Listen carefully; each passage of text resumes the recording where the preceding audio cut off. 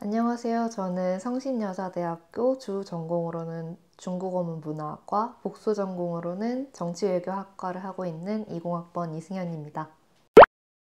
안녕하세요. 저는 중국어문문화학과 4학년 유다니입니다.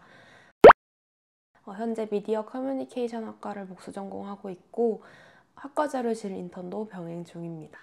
안녕하세요. 저는 성신여자대학교 중국어문문화학과 20학번 성지원입니다. 저는 현재 미디어 커뮤니케이션 학과를 함께 복수 전공하고 있습니다. 제가 다녀왔던 학교는 중국 상해에 있는 상해외국어대학교인데요. 상해는 중국 4대 직할시 중에 한 곳으로 과거 프랑스 등의 조개지가 있었던 곳이라 동서양이 융합된 모습을 볼 수 있는 예쁜 도시입니다. 저는 대만 스린구에 있는 동호대학교에 파견을 다녀왔습니다. 저는 타이베이 스린구에 위치한 동호대학교에서 한 학기 교환학생 생활을 보냈습니다. 타이베이는 한국인들이 가장 많이 찾는 여행지 중 하나이기도 한데요. 굉장히 열정적이고 다채로운 도시라고 말하고 싶습니다. 저는 이제껏 배운 한어병음이 아니라 주음부호를 배워보고 싶다는 생각을 하기도 했고, 개인적으로 중드보다는 대만 작품을 조금 더 많이 접해보기도 했기 때문에 자연스럽게 대만을 선택했던 것 같습니다. 그리고 파견 전에는 몰랐는데 다녀오고 보니 가서 일본 친구들 굉장히 많이 사귈 수 있었는데요. 만약에 자신이 동북아시아 언어에 관심이 많다면 대만을 선택하는 것도 좋은 방법인 것 같습니다. 저는 중국어를 처음 배울 때 간체자를 주로 배워오고 보통어를 익숙하게 사용해왔습니다. 그런데 여학에 관심이 있는 저로서는 중국어는 간체자에서만 그치지 않는 언어라고 생각을 했습니다. 그래서 비슷한 듯 다른 중화권의 언어와 문화를 배운다면 제 전공 지식을 좀 더 폭넓게 학습할 수 있을 것이라고 판단하여 대만을 선택하게 되었습니다. 첫 번째로는 대도시를 가는 것을 선호를 해서 상하이, 심천, 칭다오 이렇게 세 가지 선택지가 있었는데 상하이에 이전에 여행을 다녀왔던 기억이 너무 좋았기도 하고 그리고 제가 중문과라는 점에서 다른 학교보다 외대를 가는 것이 언어적으로 도움이 될 거라고 생각을 해서 상해외국어대학교를 다녀왔습니다.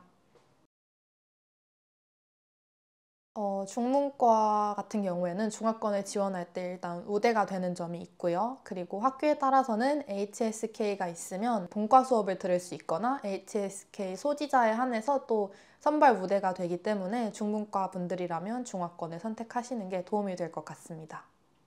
그동안 배워온 중국어와 중국 문화를 바탕으로 중국인, 대만인 친구들을 사귀고 서로의 나라에 대한 그 나이대 친구들의 문화를 교류할 수 있는 점이 가장 좋았습니다. 특히 제가 파견했을 당시 대만 친구들은 K-드라마, 한식과 같은 한국 문화에 정말 관심이 많이 있어서 그 친구들에게 한국은 어떤지 궁금증을 해결해 줄 수 있는 점이 저는 가장 뿌듯했고 좋았습니다. 우선 선발 과정에서 탁과보다 조금 더 유리하기도 하고 학점 인정을 받기 용이한 것 같습니다. 아무래도 모든 수업이 중국어 혹은 영어로 이루어지기 때문에 수업을 선택하는 데도 제한이 없고 그리고 현지인과 조금 더 깊은 교류를 나눌 수 있다는 점이 특별하다고 생각합니다. 제가 다녀온 동호대학교는 우리 학교와 달리 한 강의당 2학점인 수업이 대부분이었습니다. 그래서 미리 파견 전에 계산을 해서 학과장님과 메일로 상담을 진행하였고 주전공 같은 경우에는 파견교회 중문과 수업을 수강하고 복수전공 같은 경우에는 동호대학교의 미디어 커뮤니케이션 학과가 따로 없어서 글로벌 비즈니스나 정치외교학과에서 관련 수업을 찾아서 들었던 것 같습니다. 대부분은 준비한 서류를 바탕으로 패스, 논패스로 최종적으로 결론이 나게 되는데요. 이 과정에서 현지에서 수업에 사용되었던 책도 필요한 경우가 있어서 책을 미리 사진을 찍어 두시거나 PDF 파일로 만들어 두시는 게 좋고요. 저 같은 경우에는 미디어 커뮤니케이션 학과를 복수 전공하고 있는데 이 복수 전공이 중국에서는 거의 인정이 되지 않는 부분이다 보니까 한국에서 복수 전공을 하고 계시다면 미리 많이 들어두는 것을 추천을 드리고 그리고 또 어학당 수업 같은 경우에서는 레벨에 따라서 핵심 전공이나 심화 전공으로 나뉠 수가 있어서 레벨도 잘 선택을 하셔서 들으시는 게 좋을 것 같고요. 본과 수업 같은 경우에는 거의 대부분이 심화 전공으로 인정이 됩니다. 그리고 1년 파견이신 경우에는 생각보다 중문과 전공 학점이 인정이 많이 되기 때문에 한국에서는 조금 널널하게 들으셔도 문제가 없을 것 같습니다. 학점 인정은 파견 나가기 전에 양쪽 과 모든 학과장님께 제가 어떤 방향으로 공부를 할지 말씀을 드린 이후 제 계획에 맞게 공부를 하고 돌아와서 학교 절차에 맞게 현재 진행하고 있습니다. 저는 새로운 경험을 좋아하고 새로운 사람을 만나는 것을 좋아하는 사람이라서 앞으로도 계속 무언가에 도전하는 삶을 살아가는 게 제 목표인데요. 이렇게 외국에 나가서 처음으로 5개월 정도 살아보면서 새로운 음식들을 먹어보고 새로운 사람들을 만나보는 것과 같은 경험을 통해 앞으로는 새로운 것을 마주했을 때 좀 더 두려움 없이 저라는 사람의 책자를 다채롭게 꾸밀 수 있는 원동력이 된다는 점이 가장 큰 도움이 된다고 생각합니다. 저 같은 경우는 원래도 해외 취업을 생각을 했었는데요. 중국에 직접 가서 살아보면서 문제 상황도 직접 해결을 해보고 현지인들과 지내보면서 소통하는 능력이나 회화 실력까지 향상을 시킬 수 있었다는 점에서 이후에 제가 중국에 다시 취업을 하게 되더라도 적응하는 데에서는 큰 문제가 없을 거라고 그런 확신이 이번을 통해서 들었습니다.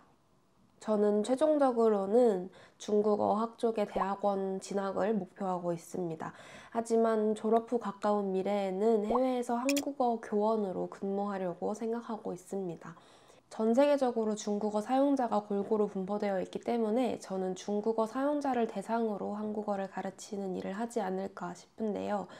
아무래도 제가 중문과를 졸업한 점과 대만으로 교환학생을 다녀온 점이 어학적으로나 문화적 지식 방면으로나 큰 도움이 되지 않을까 생각하고 있습니다. 저도 외국인 신분으로서 중국어를 배우려고 대만으로 교환학생을 갔던 만큼 반대로 한국어를 배우고 싶어하는 대만 친구들이 어려워하는 한국어 발음이나 잘못된 한국어 발음이 나오는 이유를 보다 더 잘 이해할 수 있었기 때문에 이러한 경험이 추후에 유용하게 쓰이지 않을까 생각합니다.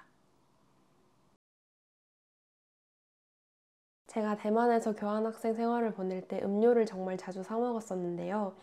한국에는 카페가 많은 만큼 대만에는 음료 전문점이 굉장히 많습니다. 열대과일 음료부터 시작해서 다양한 종류의 차들이 있고 그리고 요즘 유행하는 사고펄 이외에도 치즈폼이나 코코넛 젤리 같은 다양한 토핑들이 있기 때문에 커스텀해서 맛보시길 추천드립니다. 저는 대만에 있을 때 토핑에 대해서 이것저것 물어보거나 추가하면서 회화 연습도 많이 했던 것 같습니다. 대만에는 정말 맛있는 음식들이 많습니다. 특히 제가 추천하고 싶은 음식은 슈앙리엔역 근처에 대창국수 집이 정말 맛있는 집이 있는데요. 그 대창국수와 띠과치오라는 고구마 볼이 있어요. 그 고구마 볼 스얼거 정말 맛있으니까 이 세 가지는 꼭 드셔보셨으면 좋겠습니다. 모두들 환영台湾 여긴 대만이 아니지만 希望你们能达成你们的目标，还有在上海会给你们一些美好的经历，加油！想去台湾学习的所有的苏江毅，加油！台湾一定会欢迎你们来。拜拜。